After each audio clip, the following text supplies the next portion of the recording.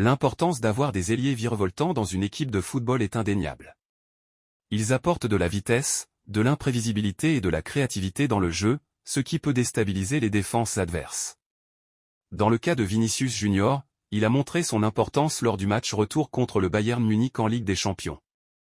Bien qu'il n'ait pas marqué, il a été décisif en créant une occasion en solitaire à la 87e minute, ce qui a permis au Real Madrid de revenir dans le match. Son explosivité et sa capacité à prendre des initiatives ont été des atouts précieux pour son équipe.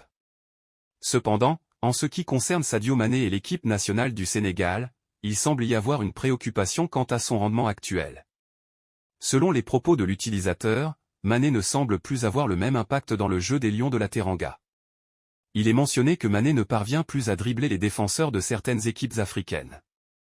Il est important de noter que la performance d'un joueur peut varier en fonction de nombreux facteurs, tels que la forme physique, la confiance en soi, les tactiques de l'équipe et les adversaires rencontrés. Il est également possible que Mané traverse une période de moins bonne forme ou qu'il soit confronté à des défenses bien organisées. Le choix du système de jeu par l'entraîneur, dans ce cas Aliou Cissé, est une décision stratégique qui dépend de nombreux facteurs.